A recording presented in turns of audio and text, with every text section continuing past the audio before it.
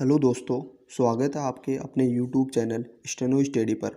मैं आज आपको 100 शब्द पर मिनट के हिसाब से डिक्टेशन देने जा रहा हूँ, जो 5 सेकंड बाद स्टार्ट होगी।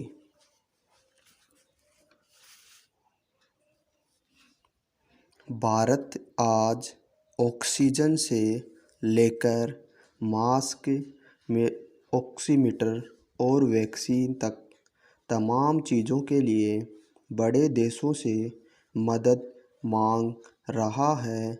जब ये चीज़ें विदेश से यहाँ आएंगी तो तमाम केंद्रीय मंत्री खुशी से ट्वीट कर रहे होंगे।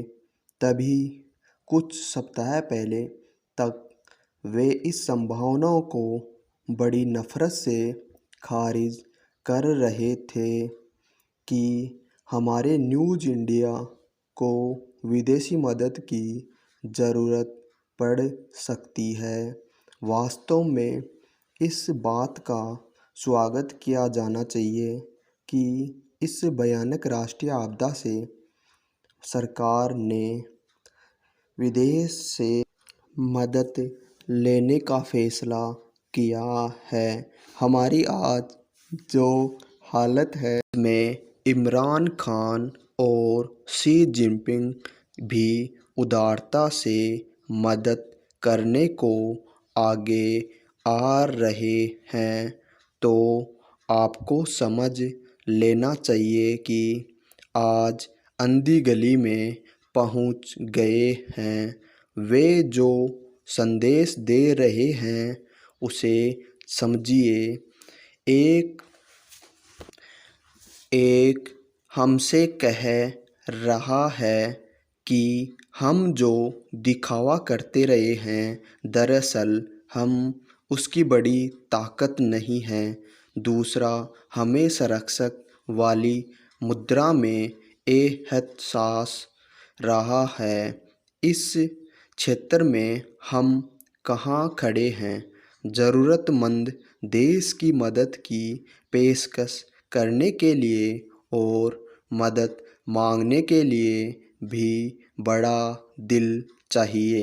जानलेवा दलदल में फंसे होने पर भी अगर आप बड़ा दिल और खुला दिमाग रखते हैं तो यह सब थोड़ा पहले ही अगर हम दिखा पाते तो क्या नुकसान हो जाता, खासकर तब जब हम वायरस पर फतह पा लेने के दावे कर रहे थे।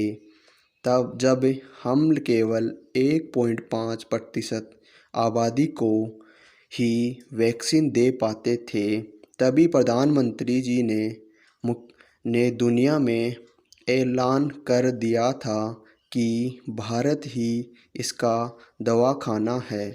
भारत में वैक्सीन के सबसे बड़े उत्पादक सीरम इंस्टीट्यूट ऑफ इंडिया को अगर विदेश में से मिले ऑर्डर पूरे करने की इजाज़त दी जाए या हमारी सरकार कुछ मित्र देशों को वैक्सीन भेंट में देकर वैक्सीन मंत्री की बातें करे तो हम इसका स्वागत करेंगे।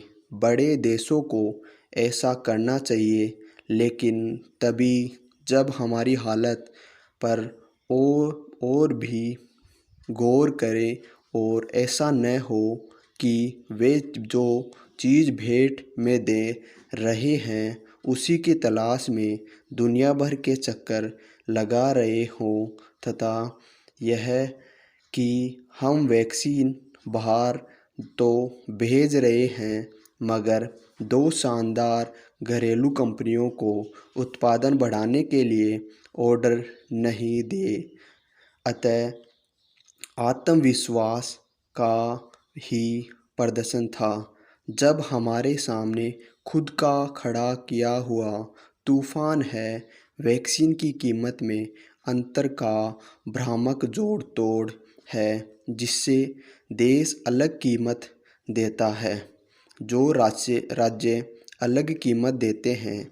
जब तक सरकार के पास पर्याप्त खुराक उपलब्ध है तब तक मुझे फर्क नहीं पड़ता निजी क्षेत्र क्या कीमत मांग रहे हैं या दे रहा है। सरकार को काफ़ी पहले दोनों उत्पादकों की मांग भर अच्छा खासा अग्रिम भुगतान करना पड़ता था। काश ये फैसला समय पर किया गया होता और अंततः हमारे पास पर्याप्त खुराकें नहीं हैं।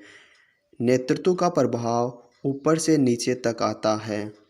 नेता जितना सफल होता है उसका असर नीचे तक उतना ही मजबूत होता है। समय से पहले जीत की घोषणा इसका जोश उसकी टीम के दिमाग में घुस जाता है। इसलिए कोई यह जांचने की जहमत नहीं उठाता कि वैक्सीन ऑक्सीजन में रेमडेसिविर का पर्याप्त भंडार है या नहीं। कोई ऐसा बड़ा देश नहीं बचा जहां दूसरी लहर नहीं आई। देशों में संक्रमण दर 0.23% से कोई रातों रात 32% पर नहीं पहुंच गई। बड़े नेता चुनाव जीतने में व्यस्त रहे।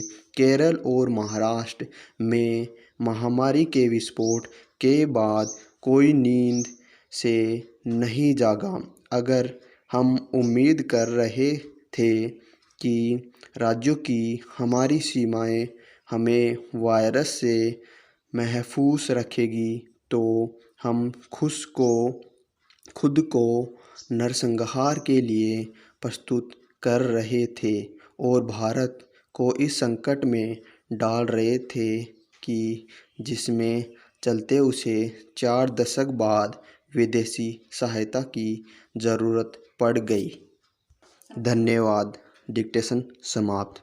दोस्तों इसका बार बार अभ्यास कीजिएगा जिससे आपकी गति में और इम्प्रूव होगा। यह डिक्टेशन संपादकीय मीटर से लिया गया है।